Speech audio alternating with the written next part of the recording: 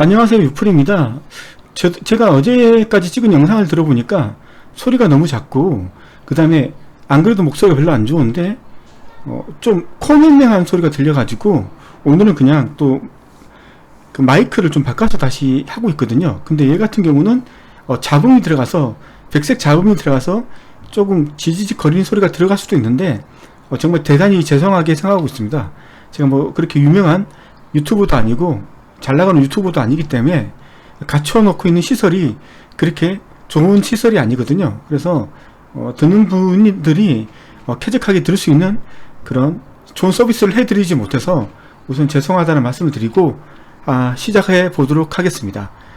지금 IDS에 대해서 하고 있는데, 오늘은 어제까지 우리가 HIDS까지 했죠.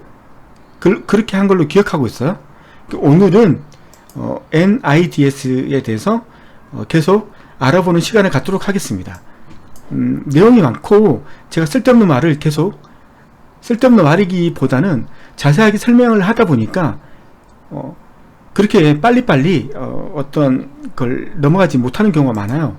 그걸 미안하게 생각하고 있는데, 자, NIDS가 중요하죠. NIDS는 어떤 거냐면 파이어홀과처럼 독자적인 시스템을 가지고 있는 거죠. 그래서 보시면 알겠지만 1차적으로 인터넷을 통해서 우리가 다음이나 네이버에 접속을 한다고 생각했을 때 사용자들이 우리가 모르지만 거치는 서버가 몇 개가 있죠.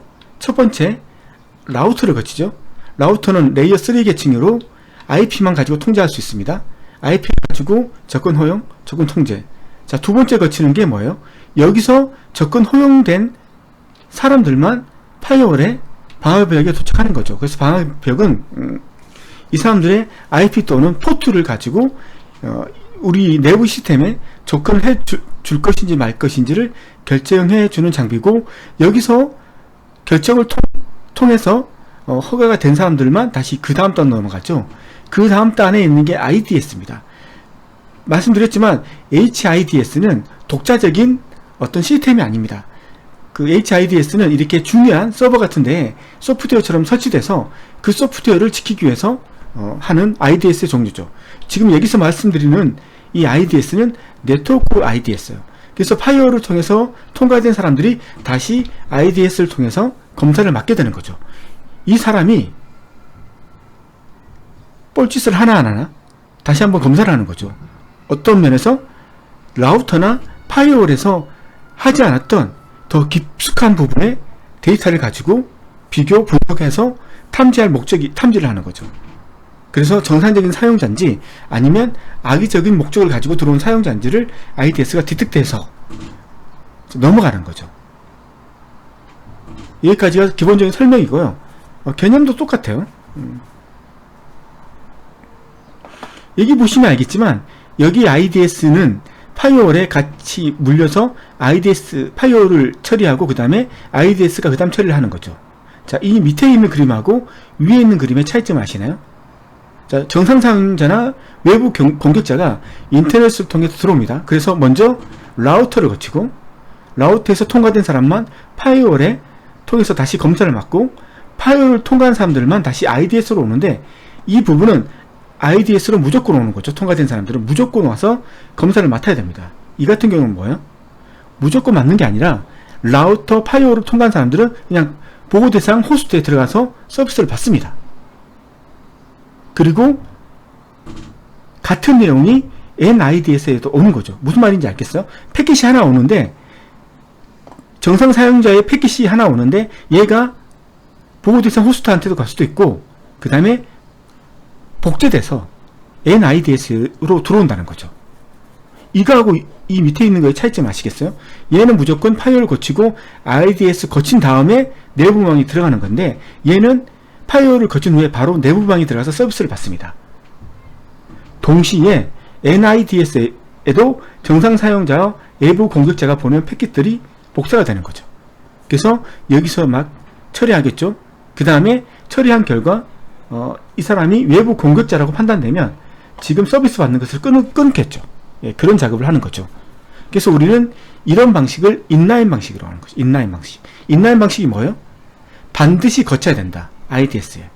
그 다음에 이 방식은 어떤 방식이냐면 탭이라는 장비를 통해서 이렇게 들어온 패킷들을 하나 더 복제해 주는 거예요. 클론해 주는 거죠. 그래서 이쪽에 보내서 동시에 해주는 거죠. 탭으로 하는 방식. 이 방식에 대해서도 나중에 구축 방식에 대해서도 얘기할 거거든요. 자, 그래서 이게 미러링 방식이고, 이 방식은 인라인 방식이에요. 그럼 인라인 방식의 장점은 뭐예요? IDS에서 통과된 사람들만 내부망에 들어갈 수 있다는 거고, 얘 같은 경우는 뭐예요?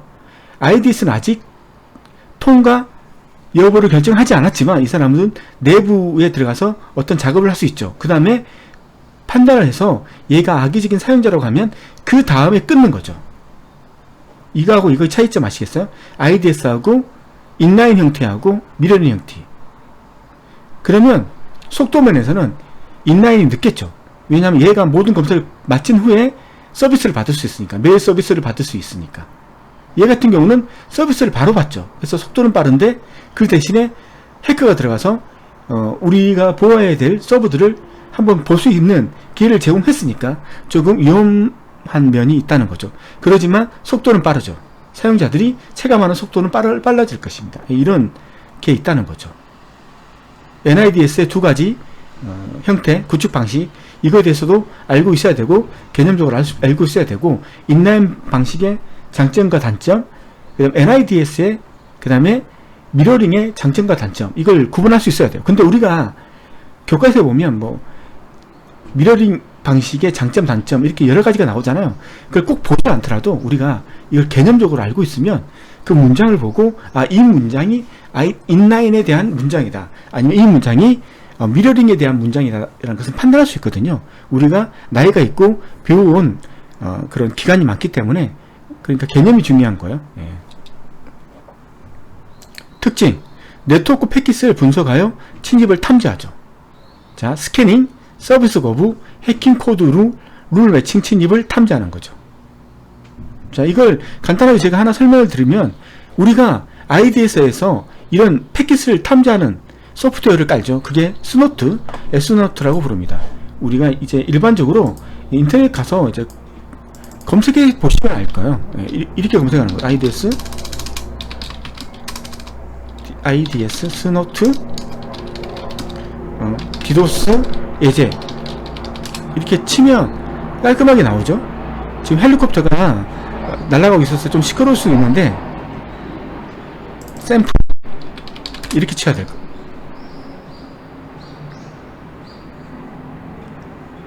아니면 눌,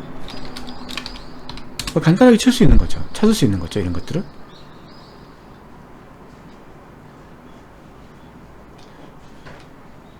아니면 IDS를 빼고 할게요. 제가 찾았던 게 있었는데 그게 잘 안 보이네요.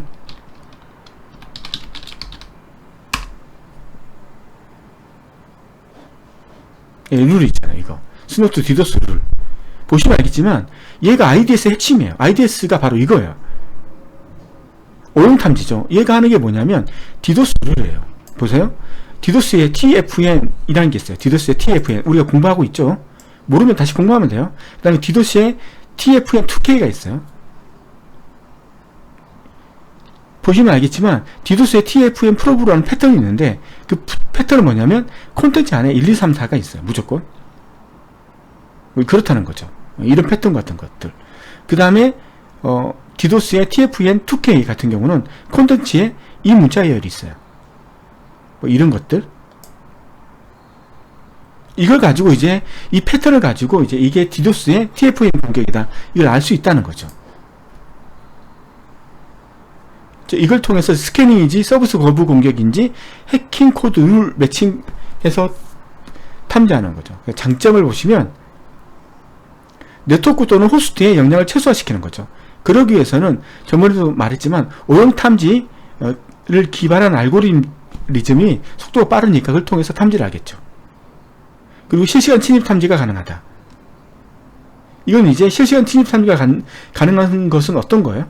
비정상 탐지. 얘 같은 경우는 내가 알고 있는 공격 패턴이든 모르고 있는 공격 패턴이든 그 정상적인 패턴을 가지고 있기 때문에 그 정상적인 패턴과 틀린 것들은 모든 것들을 집어넣을 수 있기 때문에 그걸 디텍트 하자마자 그걸 차단할 수 있는 능력이 있죠. 실시간으로. 예, 그런 얘기를 하는 거고, 단점 같은 경우는 암호화 세션 분석이 불가능하다. 엄밀히 따지면 NIDS가 실시간 침입 탐지가 가능하다는 것은 누구의 도움을 받아야 되는 거죠? HIDS의 도움을 받아야 되는 거죠. 그 애들이 알지 못하는 이런 것들 같은 거, 또 이제, 그러니까 무슨 말이냐면 이런 거예요. 내가 알고 있는 패턴, 내가 알고 있는 공격 패턴을 알고 있어요. 그럼 그걸 차단하는 것은 실시간이라고 얘기하지 않잖아요. 실시간이라고 하는 것은 내가 모르는 공격 패턴이 들어왔을 때 그걸 인식을 해서 그걸 막는 거죠. 그게 실시간 침입 탐지죠. 근데 NIDS는 엄밀히 따지면 실시간 침입 탐지가 가능할지, 그건 HIDS의 도움을 받아야 될 것 같고, 시험 문제에 NIDS의 장점에 이게 나오면 상당히 사람이 헷갈릴 수 있다는. 그렇지만 다른 문장이 이것보다 더 틀린 문장이 있으면 그 틀린 문장을 선택해 주면 되는 거죠. 자, NIDS는 암호화 세션 분석이 불가능하다. 암호화된 것은 압축을 풀지 않는 상태에서 분석을 하기 때문에 하기 힘들죠. 그렇지만 HIDS는 암호화를 풀고 검색을 하는 거죠. HIDS에서는 이게 틀린 말이 될 수 있는 거예요. 예, 그런 것들. 그 다음에 별도의 서버가 필요하다. 그 말은 이거죠. 이 서버가 필요하다는 거. 인라이드든 아니면 미러링이든 전부 다 독자적인 시스템이 있어야 된다는 거죠. 그렇지만 HIDS는 기존 시스템에, 기존 서버에, 중요 서버에 소프트웨어처럼 깔리기 때문에 HIDS는 별도의 서버가 필요 없다. 그렇게 해서 이제 문제를 풀어나가면 되는 거죠. 그 다음에 해킹 성공 여부 판단이 불가능하다. 해킹 성공 여부를 판단할 수 있는 것은 HIDS가 현재 그 시스템에 있는 로그 파일을 다 분석해서 그걸 기반으로 해서 판단을 낼 수 있는 거죠. 패턴 매칭 같은 걸 가지고 우리가 100% 해킹을 막았다? 이렇게 말하기는 힘들다는 거죠. 자, 구축 방식이 있는데 위에서 설명한 거예요. 미러링 방식과 인라인 방식이 있어요. 자, 미러링 방식은 인터넷에서 누가 들어오죠? 라우터를 거치죠? 방어벽을 거치죠? 그 다음 탭 장비가 있어요. 탭 장비. 얘가 고속으로 현재 들어온 패킷들을 복사를 해주는 거야. 하나를 복사해 주는 거죠. 그래서 하나는 이쪽으로 일반적으로 내부 네트워크망으로 가고, 하나는 복사한 하나는 어디로 간다? IDS를 통해서 분석을 하는 거죠. 분석을 해서 여기서 어떻게 하면 막을 수 있는지를 찾아서 그걸 방화벽에 등록해서 방화벽에서 못 들어오도록 막아주는 역할을 하는 거죠. 이런 방식. 이게 탭 장비예요. 보면 아시겠지만 이게 들어와서 하나는 들어오고, 그 다음에 하나는 네트워크 분석할 수 있는 도 IDS로 보내주고, 하나는 우리 내부망으로 보내주는 거죠. 이렇게. 자, 탭 장치가 있어. 탭 장치. 네트워크 트래픽을 방해하지 않고, 탭 장치는 네트워크 트래픽을 방해하지 않고 네트워크 서비스를 받는 사용자들이 시간이 딜레이 없이 실시간으로 빠르게 자기가 원하는 서비스를 받을 수 있도록 해주는 목적으로 하는 게 인라인 미러링 방식이에요. 탭 장치를 선택해서. 그래서 네트워크 트래픽을 방해하지 않고 데이터를 물리적으로 복제하여 분석 장치인 IDS를 보내고, 여기서 분석을 해서 분석에 대한 분석을 하는 거죠. 분석을 하는 거예요. 얘는 IDS이기 때문에 조치사항까지는 안 들어가죠. IPS가 조치사항까지 들어가니까 제가 어떤 말을 하다 보면 성격이 좀 급해서 그런지 몰라도 제가 틀린 말을 많이 할 때가 있거든요. 그래서 듣는 분들은 그것 때문에 많이 헷갈릴 수가 있어요. 아니, 이건 틀린 것 같은데 왜 이런 말을 하지?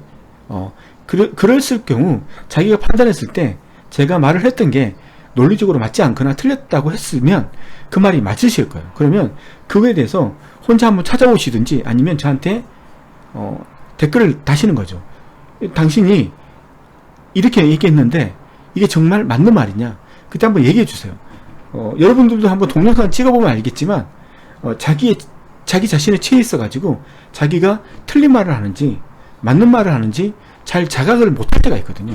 이제 그러니까 그럴 때가 있으니까 너그럽게 이해해 주시고 그럴 경우가 발생하면 저한테 한번 문의를 해 주시기를 바라겠습니다.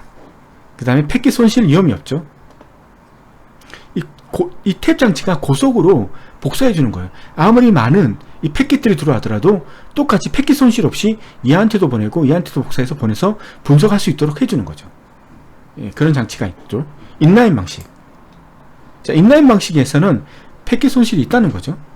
예, 그런 말인 거예요. 예, 모든 트래픽이 IDS를 거쳐서 지나가는 방식. 그래서 라우터에서 나온 애들만 방화벽에 들어가고 방화벽을 통과한 애들만 IDS에 들어가고 IDS를 통과해야지만 이렇게 내부 네트워크망으로 갈 수 있죠.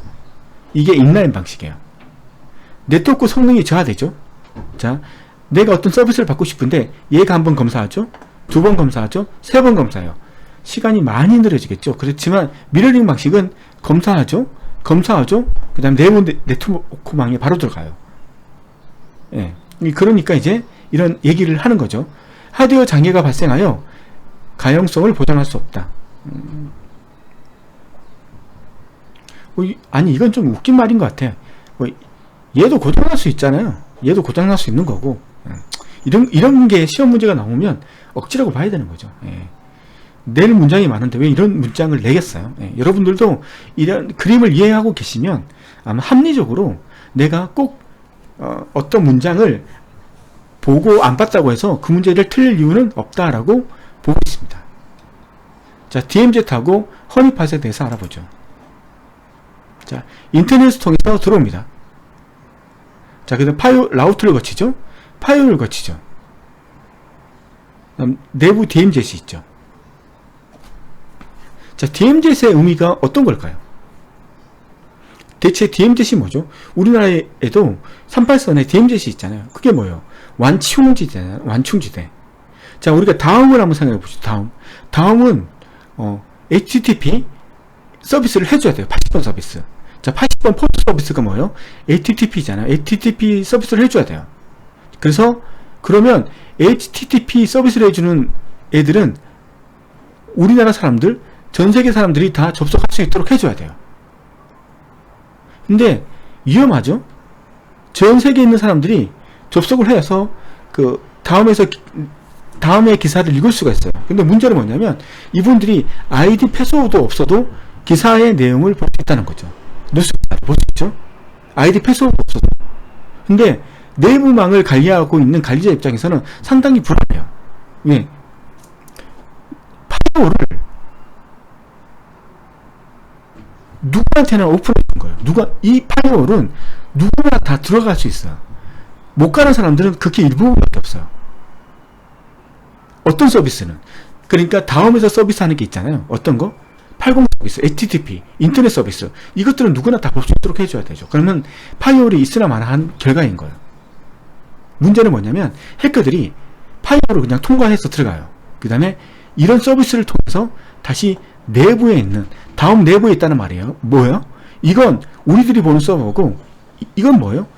다음 직원들끼리만 쓰는 서버들이에요. 다음 직원들만 오픈되어 있는 거예요. 이건 우리들한테 오픈되어 있지 않는 지역이에요. 인터넷, 그러니까 내부 네트워크망은 절대로 제3자가 들어갈 수 없는 망이에요. 근데 지금 이런 구조로 되면 다음은 보안이 취약하다는 게 뭐냐면 해커가 파이어월에서 아무 저지 없이 그냥 들어가서 이 서버를 통해서 이쪽 서버로 들어갈 수 있는 확률이 높아요. 검사조차 안 하니까. DMZ는 어떤 거냐면 DMZ하고 내부망에 있는 컴퓨터들은 연결되어 있지 않아요. 랜선으로 연결되어 있지 않아요. 그래서 아무리 해커가 들어와서 여기서 해집고 다닌다 하더라도 절대로 다음 직원들이 쓰는 내부망에 들어갈 수가 없어요. 왜냐하면 물리적으로 연결이 안 돼 있으니까. 그때 우리가 이게 DMZ 네트워크라고 하는 거예요. 모든 사람들한테 다음 서비스를 제공해야 되죠. 어떤 서비스? 이런 서비스를 제공해야 되는 거죠.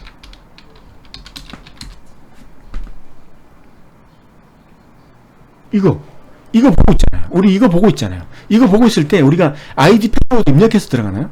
그렇지 않잖아요. 근데 내가 들어갈 때 다음 파이어월에서 방화벽에서 나를 막았나요? 막지도 않았어요. 이러면 해커들이 완전히 아무 문제기 없이 그냥 들어가는 거예요. 근데 여기 우리가 들어갈 수 있는 서비스가 그 컴퓨터들은 다음 네트워크에, 다음 내부망에는 연결 안 되도록 물리적으로 다 끊어져 있다는 거죠. 그게 DMZ라는 거예요. DMZ. 자, 개념을 보시면 DMZ 안에 있는 호스트들은 내부 네트워크로 연결할 수 없다. 못 들어가요. 절대로. 네버. 왜냐하면 그런 문제를 사전에 막는 거죠. 그래서 못 들어가도록 만들었어요. DMZ에 있는 호스트들이 외부 네트워크로 서비스를 제공하면서 외부 네트워크 사용자들한테 다음 서비스를 제공하죠. DMZ 안에 호스트의 침입으로부터 내부 네트워크를 보호할 목적으로 DMZ를 구성하는 거예요. 그럼 내부도 DMZ이 구성되어 있고 다음도 DMZ이 구성되어 있죠. 특징은 뭐냐? 내부 네트워크망으로 못 들어가도록 구성되어 있는 거죠. 그래서 외부에서 들어오는 사용자들은 해주고 들어갈 수 있는 곳은 DMZ 안에 있는 서버들밖에 못 들어간다. 절대로 내부 네트워크, 다음에 네이버의 내부 네트워크망으로 들어갈 수 없다. 그때 우리가 DMZ라고 하는 거예요. DMZ이 어딘지 알겠죠? 예, 넘어가죠. 허니팟. 똑같아요. 허니팟은. 이게 내부망이죠. 그 다음에 이게 DMZ죠. DMZ이 어떤 것인지 알죠? 다음에서 이런 서비스를 제공하는 거죠. 이 서비스를 제공하는 서버들이 있거든요. 컴퓨터들이. 이런 컴퓨터들이. 그래서 일반 사용자는 DMZ에서 들어갈 수 있어요. 그래서 거기서 제공하는 서비스를 받을 수 있어요. 거기에 서버 한 대 허니팟이라는 서버를 하나 두는 거죠. 하나 두는 거예요. 얘를 하나 두는 거라고요. DMZ 안에다가 이걸 두는 거죠. 그러면 DMZ 안에다가 얘가 허니팟을 두는 이유가 뭘까요? 허니팟은 일반적으로 사용자들한테 이걸 보여주는 서비스도 아니에요. 근데 이걸 하나 둬요. 자, 뭐냐 하면 이 개념이 이거죠. 이게 어떤 거냐면 해커들한테 해커들한테 나를 해킹해 달라고 유혹하는 서버예요. 해커가 들어와서 DMZ를 통해 들어왔는데 여기에 아주 그럴싸한 파일들이 많고 아주 중요한 자료들이 많은 것처럼 보여요. 막 유혹하는 거죠. 유혹해서 들어오더라고. 그 다음에 아이디 패스워드를 통해서 이게 들어가야 되는데 아이디 패스워드도 아주 쉽게 찾을 수 있도록 흘러주는 거죠. 이렇게 의도적으로. 그러니까 해커들이 들어와서 여기에서 막 자기가 알고 있는 어떤 방법을 통해서 뭔가 해킹을 시도할 거 아니에요. 해킹들. 이제까지 알지 못했던 어떤 패턴을 통해서 해킹을 할 거 아니에요. 그러면 이 허니팟은 얘가 해커들이 했던 그 모든 행동들을 다 기록해놔요. 해커는 근데 막 여기 안에서 해주고 다닐 때 자기는 이런 판단을 하는 거죠. 아, 나는 다음에 내부에 들어왔고 그리고 그 내부 중에서 아주 중요한 서버 다음에서 그 데이터를 남한테 공개하면 안 되는 아주 중요한 데이터를 나는 지금 해킹하고 있다는 착각을 하는 거죠. 유인하는 거죠. 디코이. 유인하는 거죠. 여기서. 그래서 해커가 가지고 있는 모든 역량을 다 쏟아부을 수 있도록 여기서 그런 서버를 제공해 주는 거죠. 근데 그 모든 행위들을 로그로 다 기록해 놓는 거죠. 얘가 로그인 어떻게 했고, 그 다음에 어디 갔고, 어느 파일을 받고, 뭘 고쳤고, 뭘 삭제했는지를 A부터 Z까지를 싸그리 다 여기 로그를 다 가지고 있는 거예요. 해커는 모르는 거죠. 자기는 아주 유용한 파일을 가져간 빼돌린지 알고 이렇게 알고 있다는 거죠. 그래서 이 허니팟을 가지고 하는 것은 뭐냐면 이 해커들이 막 들어와서 자기 해킹 기술을 하다 보면 우리가 아직 모르는 그 어떤 해킹 기술을 가지고 있을 수도 있잖아요. 자, 그러면 그 기술을 분석해서 어디에다가 파일에다가 심든지 아니면 IDS에 심어서 다음에는 이런 해커들, 이런 기술을 가지고 있는 해커들이 우리 쪽에 들어오지 못하도록 원초적으로 맞는 그런 용도로 허니팟을 두는 거죠. 그래서 허니팟이 꿀단지잖아요. 꿀단지. 예, 그런 목적, 개념. 최근에 개발된 침입 탐지 기술이에요. 침입 탐지 기술이죠. 왜냐면 침입 탐지에서 실제로 해커가 어떻게 해킹하는지를 A부터 Z까지 보고 있는 거예요. 예. 비정상적인 접근을 탐지하기 위해 의도적으로 설치해둔 시스템이에요. 의도적으로. 자, 네트워크 상에 특정 컴퓨터를 연결해 두고 해당 컴퓨터에 중요한 정보가 있는 것처럼 꾸며두고 공격자가 해당 컴퓨터를 크래킹, 해킹하기 위해 시도하는 것을 탐지하는 거죠. 모든 것을 다 기록해 놓는 거죠. 특징, 고의적으로 취약점을 내포하고 있어서 제로데이 공격을 사전에 탐지하는 예방통제 개수. 물론 얘기 들어온 애가 아주 초짜인 경우도 있겠지만 대단히 화려한 기술을, 자기만 알고 있는 해킹 기술을 가지고 있는 사람들이 쓸 수 있잖아요. 그래서 그 사람들이 어떤 기술을 쓰는지를 미연에 우리가 보면서 예방할 수 있다는 거죠. 그래서 그 기술에 막을 수 있는 방법을 찾아서 이제 DMZS, 파이어월이라든가 IDS에 그걸 심어두는 거죠. 탐지할 수 있도록. 예. 제로데이 어택이 어떤 거예요? 이때까지 알려지지 않는 새로운 공격 패턴이죠. 예. 이걸 통해서 그 패턴을 미리 알아낼 수 있다는 거죠. 예. 그리고 그걸 알면 다음이 자기만 그걸 가지고 있는 게 아니라 국가 정보에 그 정보를 넘기는 거죠. 그러니까 국가 정보에는 그것들을 모든 회사에 통보해서 그 모든 회사들이 그걸 막을 수 있는 방법을 공지해 주는 거죠. 그런 시스템이 다 돼 있다는 거죠, 우리나라에. 예. 예부 공격을 허니파스로 유인하여 논리적인 파괴 및 손실을 방지하는데 예방적인 목적으로 하고 있다. 아시겠죠? 아시겠죠라는 말을 또 했는데 이런 목적이죠. 자, 탐지 모델. 이게 좀 많죠? 어렵죠? 자, 보시면 알 거예요. 무슨 말인지. 탐지 모델이에요. 오형 침입 탐지, 그 다음에 비정상 침입 탐지에 쓰이는 알고리즘이에요. 알고리즘. 자, 제가 이런 말을 하고 싶어요. 우리가 시험을 치는 학생이에요. 우리는 시험을 치는 학생이고, 우리는, 보안에 대해서 그냥 보편적인 지식을 가지고 시험을 치는 사람들이에요. 이제 그런 사람들이 가끔 한 번씩 이런, 전문적인, 문제들이 나올 수가 있어요. 그러면 여러분들한테 묻고 싶은 게 있어요. 여러분들은 그 한 문제를 맞추기 위해서 이 어려운 알고리즘을, 개념을 A부터 Z까지 다 알고 있어야 되나요? 다른 말로 이 한 문제를 맞추기 위해서 많은 시간을 이걸 공부하기 위해서 하려 할 이유가 있나요? 저는 묻고 싶은 거예요. 만약 다른 말로 한번 해보죠. 필기에 이 문제 한 문제를 틀린 거하고 필기에서 이런 문제가 나왔다는가 하면 나왔는데 못 맞힌 거하고는 틀려요. 왜냐하면 실기는 25점이 될 수도 있기 때문에. 그렇죠. 그래서 실기까지 치면 이거 그냥 넘어가기도 좀 그래요. 필기면 하나 틀리면 몇 점 안 되잖아요. 하나 틀린 데서 내가 떨어지는 것도 아니고, 필기일 때는 가감하게 이걸 스킵해도 돼요. 외우지 않아도. 근데 실기일 때 만약 이거에 대한 문제, 오형 침입 탐지, 탐지 알고리즘, 탐지 모델에 대해서 기술하시고 간략적으로 설명하시오. 이런 문제가 나왔다. 그걸 틀렸다. 그럼 25점, 15점이 날아가는 거예요. 그래서 외우지 않기도 그렇고 외우기도 그렇고. 제가 왜 이런 말을 하는지 모르겠어요. 저 같으면 그냥 틀리고 맞는데, 자, 그래도 저는 설명을 해드려야 되니까 설명을 할게요. 그러면 우리가 기본적으로 이걸 외우기 전에 아셔야 되는 게 뭐예요? 오형 침입 탐지 기술은 패턴이다. 시그니처. 뭐예요? 우리말로는 뭐야? 사인? 시그니처. 또 기억이 안 나는데. 시그니처가 우리말로는 서명하는 거잖아요. 서명 패턴이다. 그리고 어떤 내용을 비정상 패턴을 정확하게 알고 있어야 된다. 비정상 패턴을 정확하게 알고 있어야 된다. 지식이 있어야 된다. 지식 기반이라고 하는 거죠. 지식 기반. 그래서 지식 기반이라고 하는 거죠. 자, 비정상 침입 탐지. 얘는 정상적인 패턴들에 대한 통계를 가지고 있는 거예요. 통계. 그래서 뭐 어떤 값보다 크거나 어떤 값보다 작거나 어떤 값 사이에 있을 때 이걸 비정상적인 패턴으로 보고 그 애를 탐지하는 거죠. 그래서 비정상 침입 탐지는 어떤 게 들어요? 통계학적으로. 통계학. 숫자. 이런 게 들어가겠죠. 그러면 알고리즘을, 이것만 통해서도 알고리즘을 조금은 모른다 하더라도 구분할 수 있어요. 자, 시그니처 들어갔어요. 이건 뭐예요? 서명 목적이에요. 무조건 뭐예요? 오형 침입 탐지 기술이에요. 패턴 들어갔어요. 뭐예요? 오형 침입 탐지 기술이에요. 이건 외울 필요 없는 거죠. 외우지 않아도 되는 거죠. 자, 전문가 시스템. 이걸 또 다른 말로 하면 지식이 엄청난 뛰어난 사람이에요. 지식이. 비정상 패턴을 엄청나게 많이 가지고 있는 사람이에요. 뭐 그런 거. 상태 전집 분석.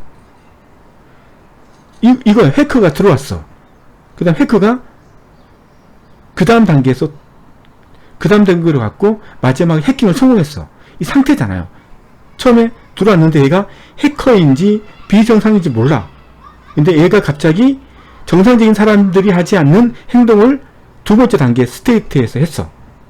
이건 해커일 수도 있겠는데? 라고 의심을 해. 근데 얘가 다시 세 번째 단계 스테이트로 넘어갔어. 정상적인 사람은 하지도 않는 그 다음 단계를 했던 거야. 그러면 우리는 얘는 뭐다? 해커일 수 있겠다라고 판단하는 거죠. 그러면 상태 전이가 통계가 필요한가요? 숫자가 필요한가요? 아니죠. 얘는 어떤 상태에서 어떤 상태로 넘어간 거예요. 이렇게 넘어간 거예요. 이게 통계가 필요한 거예요? 아니죠. 상태 전이 분석. 그래서 얘는 오용 침입 탐지예요. 패트리넷. 이건 한번 봐야 되겠죠. 자, 그 다음 비정상 침입 탐지는 통계, 수학적. 그리고 모든 사람들의 내용들을, 그러니까 어떤 사용자 A, 어떤 사용자 B의 그것들을 분석을 해서 어떤 값을 만들어야 되는 거예요. A, B가 정상적일 때 어떤 값을 가지고 있다. 통계학적으로. 그 다음에 그걸 자동화 시켜야 되니까 AI를 돌려서 자동적으로 계속 그 많은 데이터들을, 그 수십만 건의 데이터를 가지고 분석을 하는 거죠. 여기까지의 값들은 정상적인 패턴이지만 이 이상 어떤 값이 나오면 이건 해커일 가능성이 높다. 이걸 계속 끊임없이 통계학으로 분석하고 AI를 통해서 계속 돌려서 새로운 값들을 계속 산출하는 거죠. 왜냐하면 오늘 들어온 사람 중에 내일 안 들어온 사람도 있고, 내일 들어온 사람 중에 오늘 안 들어왔던 사람도 있으니까 끊임없이 계속 분석을 해서 새로운 값을 찾아내야 돼요. 그래서 통계란 말이 나온다. 이런 뭐예요? 비정상 침입 탐지예요. 그 다음에 신경망, AI죠. 신경망이 AI예요. 끊임없이 분석을 해야 돼요. 그 많은 데이터를 통계학적으로 분석을 해야 돼요. 신경망.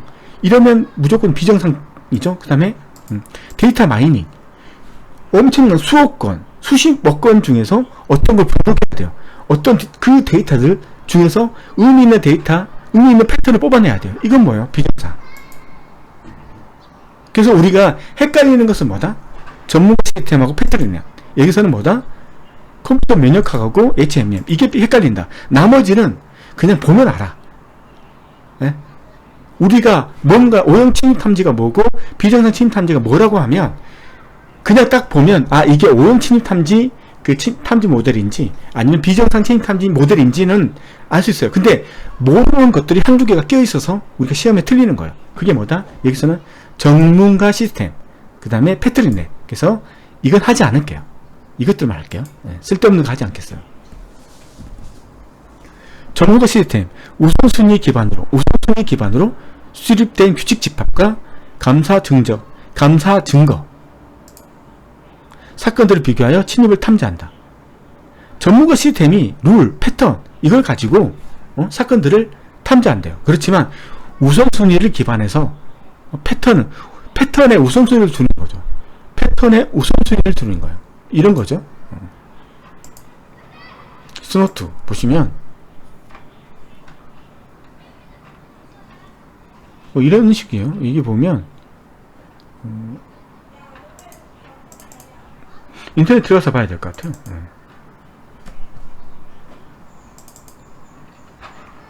요즘에는 자료들이 정리한 인터넷이 많아서 제가 굳이 정리하지 않아도 돼요. 이분 들어가서 이분 거 보면 돼요.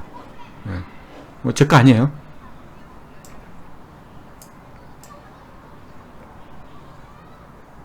여기 보시면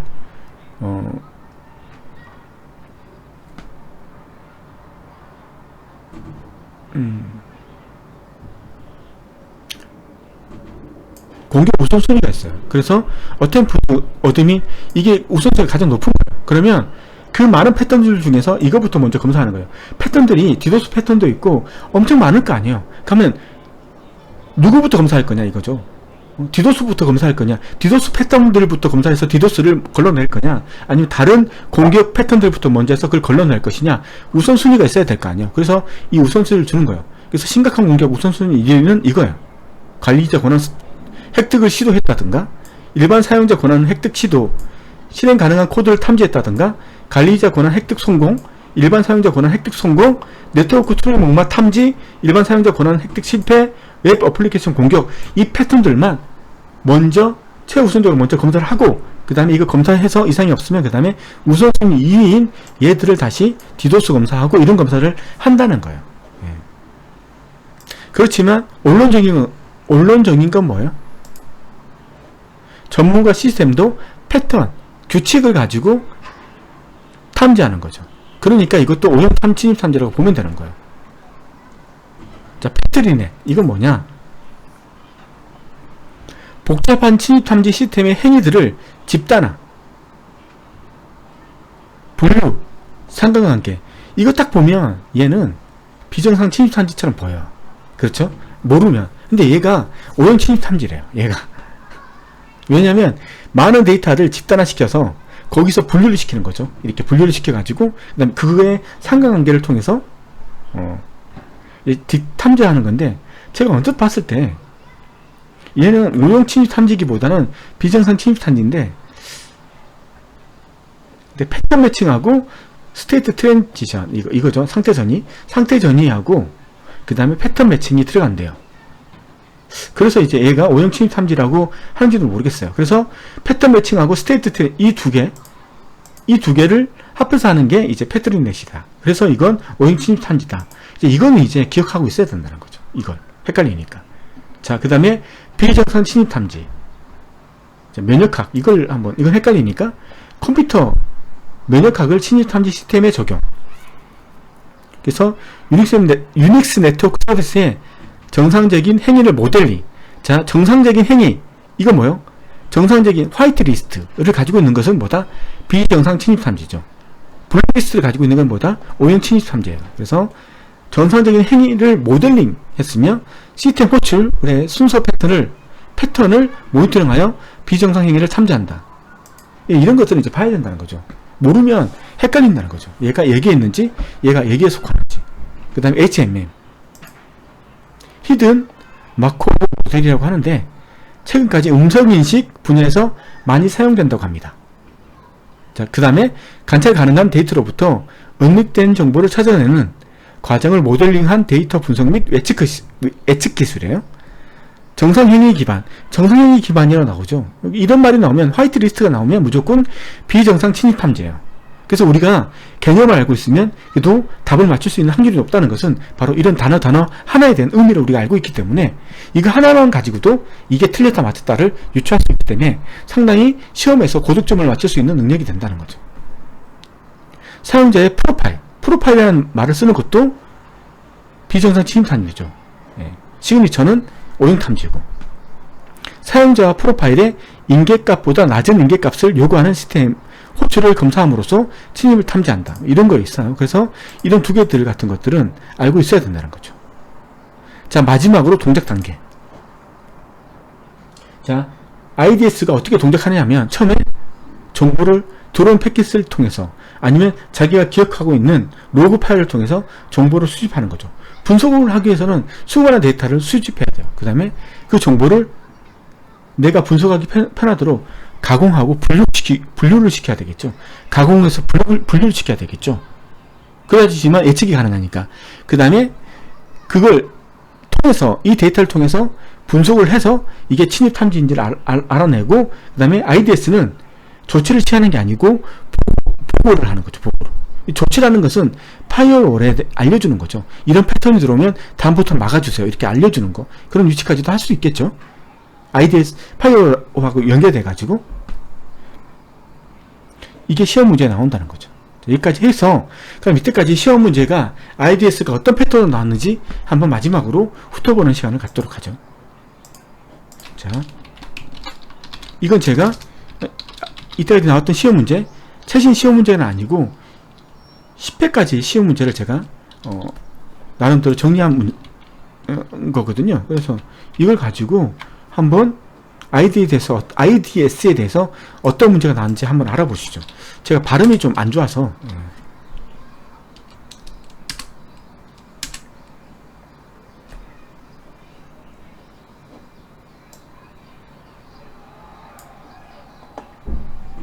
뭐 이런 것도 있고 이런 문제도 있죠. 호스트 기반 HIDS, 네트워크 기반 NIDS의 동작 특성에 대한 설명 중 잘못된 것은, HIDS는 하드웨어 추가 설치 없이, 맞죠? 보호 대상 시스템에 저장된 로그 분석을 통해侵入을 탐지한다. 이건 HIDS의 정의잖아요. 자, 그 다음에 암호화된 트래픽 분석을 위해서는 HIDS가 유리하다. 맞죠? HIDS는 설치 위치에 따라, 설치 위치, 이건 NIDS잖아요. 설치 위치가 필요한 것은 감시 대상 네트워크의 범위를 조절할 수 있는 장점이 있고, 이건 틀렸어요. NIDS 얘기예요. 그러니까 우리가 알고 있으면 그냥 맞출 수 있다니까. 이런 걸 꼭 문제를 풀지 않더라도 HIDS는 각 시스템에 저장된 로그 등을 활용하므로 탐지율이 NIDS보다 우수한 편이다. 디테일한 것까지 탐지하죠. 딥한 것까지, 아주 깊숙한 것까지. NIDS가 탐지하지 못하는, 맞는 말이죠. 네, 넘어갈게요. 친위 탐지 시스템의 설치 위치에 따른 설명으로 옳지 않은 것은, 제가 이제 그림을 이거 했는데 한번 유추해보죠. 이래 설치하면 1차적으로 라우터의 패킷 필터링은 거친 뒤에 패킷을 검사한다. 그러면 라우터 뒤에 NIDS가 설치된 거죠. 별로 바람직하지 못해요. 맞죠? 이에 설치하면 방어벽이 이미 외부 침입을 차단하기 때문에 효용성을 기대하기 어렵다.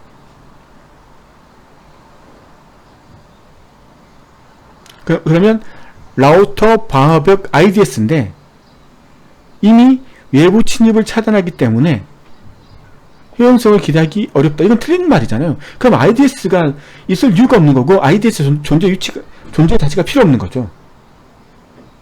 예, 필요 없다는 말이죠. 아니라는 거죠. 그건. 예. 그래서 2번이 틀린 거고, 3에 설치하면 내부 사용자에 의해 발생하는 공격에 대한 탐지가 용이하다. 이건 어디? 내부 네트워크에 설치된 거고, 4에 설치하면 외부 인터넷에 서비스를 제공하는 서버 DMZ에 위치하죠. DMZ에 공격에 대한 탐지가 용이하다. 그래서 2번이 틀린 거예요. 예. 쉽게 찾을 수 있는 거예요. 어렵지 않아요. 이해하면.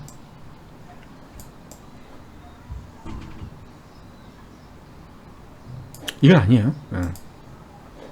다음 설명하고 있는 침입 탐지 시스템은 무엇인가?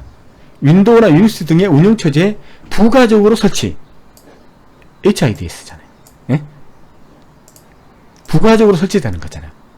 일반 클라이언트에 설치되며 운영처제에 설정된 사용자 계정에 따라 어떤 사용자가 어떤 접근을 시도하고 어떤 작업을 했는지에 대한 기록을 남긴다. 전체적인 네트워크에 대한 침입 탐지는 불가능하며 호스트 스스로가 공격 대상이 될 때에만 침입을 탐지할 수 있다. 이건 HIDS의 정의니까. 넘어가고, 똑같은 문제예요. 이건 똑같은 문제죠. 같은 문제가 또 있었고, 자, 이건 이제 끝났고 이제 두 번째 강 풀어보시죠. HWP는 홈으로 가는 게 너무 힘들어요. 홈으로. 침입 차단 시스템과 침입 탐지 시스템의 설명으로 부적합한 것은 파이어월의 종류로는 스크린 라우터, 이거 배울 거예요.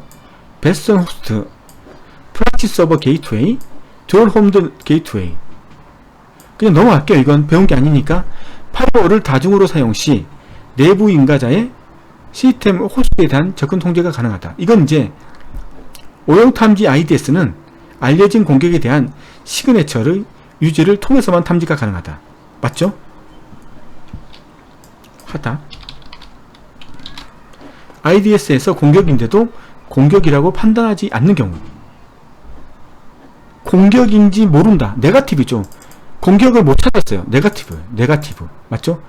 탐지했으면 포지티브고, 공격이라고 탐지했으면 포지티브고, 공격이라고 탐지 못했으면 네거티브가 붙는 거예요. 무조건. 그럼 쉬운 거죠. 공격을 탐지하지 못했어요. 네거티브. 맞아요, 이거. 그래서 1, 2번 중에 하나인데, 이건 안 배운 거니까 넘어갈게요. 배운 후에 풀어보도록 하죠. 다음 중 전문가 시스템을 이용한 IDS에서 사용하는 침입 탐지 기법은, 제가 말씀드렸죠. 말은 안 했던 것 같은데, 자, 우리가 쎄빠지게, 죄송해요. 언어를 수업할게요. 우리가 열심히 이것들을 외우고 했다 하더라도 문제는 어떻게 나온다? 여러분이 알지 못하는 문제가 나와요. 보셨어요? 이게? 여기서 답이 몇 번이라고 보시는 거예요. 자, 전문가 시스템이에요. 자, 보면 알겠지만 스테이트 트랜지션은 뭐예요? 오형 탐지 패턴 중에 하나죠. 이거하고 동급이죠. 이건 아니에요.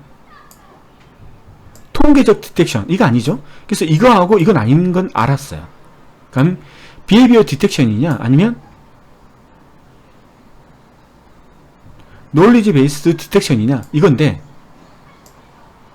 이것들은 이제 이걸 한번 보셔야 될 거예요. 제가 이 그림을 한번 보여드릴게요. 인터넷이 있어서 참 좋은 것 같아요.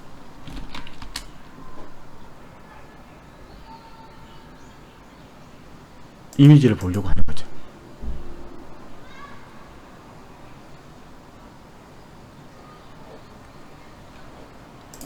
IDS를 앞에 붙일게요. 제가 찾는 그림은 개 그림인데 그애가 바로 보이진 않네요. IDS라고 한번 쳐보죠. 이번에도 안 나오면 넘어갈게요. 제가 보여드리고 싶은 개 그림이 하나 있는데 그 그림이 안 나오면 넘어갈 수밖에 없어요. 그렇다고 해서 제가 지금 보고 계시는데 한정없이 이걸 찾을 수는 없는 거 아니에요? 그럼 이걸 한 번만 더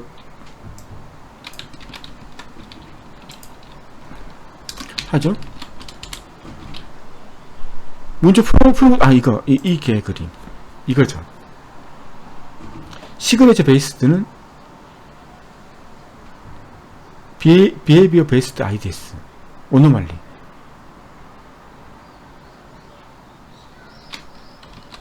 그때 나온 게 비헤이비어.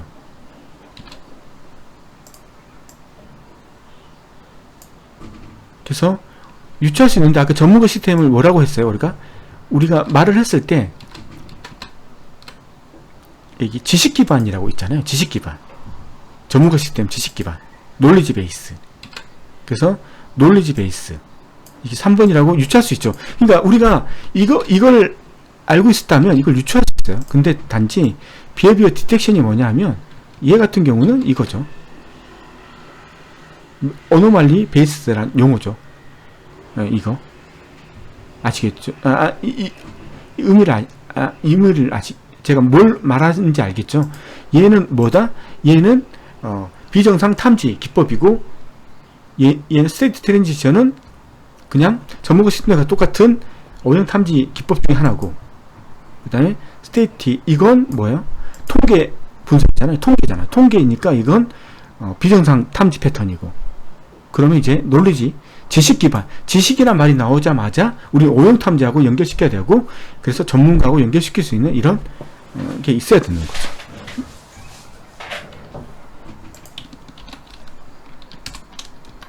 IDS의 동작수 아까 배웠죠? 먼저 수집을 해야 되죠. 그 다음에 수집한 걸 가공하고 추격시켜야 되는 거죠. 그 다음에 분석 및 침입 탐지해야 되는 거죠. 그 다음에 보고 및 대응해야 되는 거죠. 그래서 답은 니은 기억 2번이죠. 네. 그렇게 하면 되는 거고, IDS 다음 지문에서 설명하고 있는 침입 탐지 기술이 무엇인지 고르시오.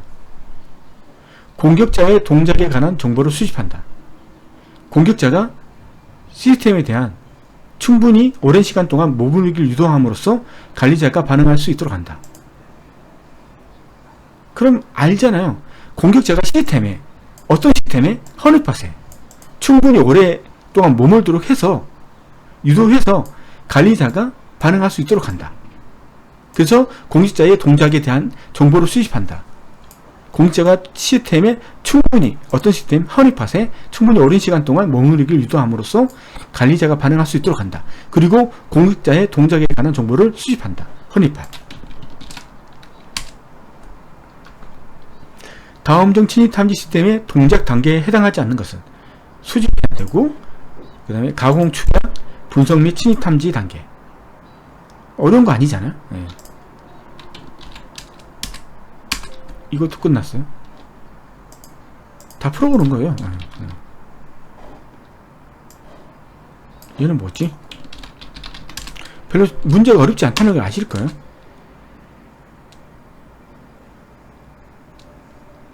이것도 아니고,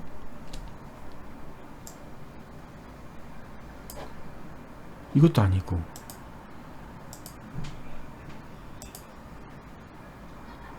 다음은 보안 시스템들에 대한 설명이다. 간에 들어갈 용어에 안 맞는 것은, 간은 외부 침입에 대한 정보를 수집하고 분석하여 침입 활동을 탐지해 이에 대응하도록 보안 담당자에게 통보하는 기능을 수행한다.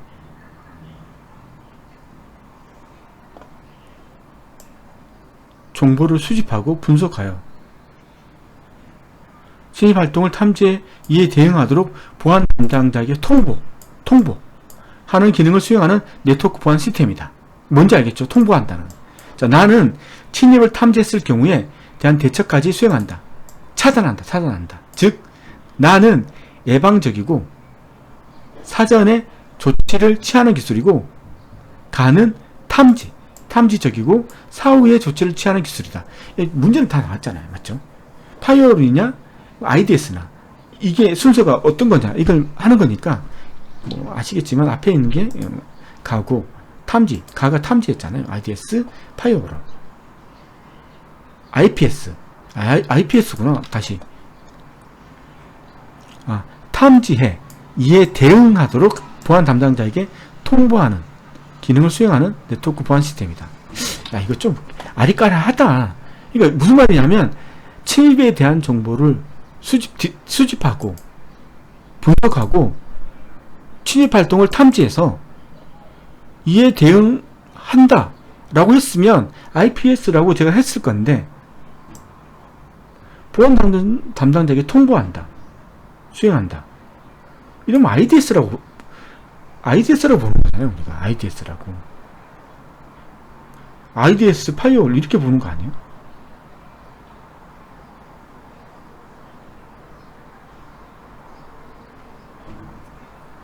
나는 침입을 탐지했을 경우에 대한 대책까지 수행한다. 맞네. 이게 IDS 맞고, 이건 IDS가 맞고, 2번은 나는 침입을 탐지했을 경우에 대책까지 수행한다. 그 IPS. 이게 맞네. 대책까지 수행한다. 제가 파이어월이 아니었는데 파이어월이라고 했어요. 저도 참 무식하죠. 근데 여러분들은 저보다 똑똑하니까 이게 IDS하고 IPS라는 사실을 인지하셨을 거예요. 네. 제가 멍청하죠. 또 같은 문제가 또 나왔어요. 이 문제가 많이 나온다는 거죠. 또 나왔어요. 식상하네.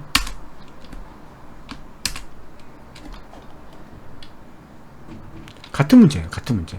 자, 이 정도로 해서 오늘은 문제까지 풀어봤죠. 여러분이 아시면 제가 했던 것만 하시면 시험 문제 푸는데 그렇게 어렵지 않다는 걸 확인하셨을 겁니다. 자, 오늘은 여기까지 하고, 원래 IDS는 S노트까지 해야 되는데 그건 나중에 하고, 다음에는 침입 차단 시스템 파이어월 방화벽에 대해서 한번 알아보는 시간을 갖도록 하겠습니다. 방화벽도 상당히 우리가 알아야 되는 기본적인 지식들이 많으니까 제가 준비하는 시간이 좀 필요하거든요. 그래서 제가 노는 사람이 아니고 직장에서 일을 하면서 준비해야 되기 때문에 저도 이제 방화벽에 대해서 좀 준비하는 시간을 가질 거예요. 그래서 빨리빨리 나오지 못할 수 있지만 제가 하나 말씀드리고 싶은 것은 제가 최대한 노력해서 빨리 동영상을 찍도록 하겠습니다.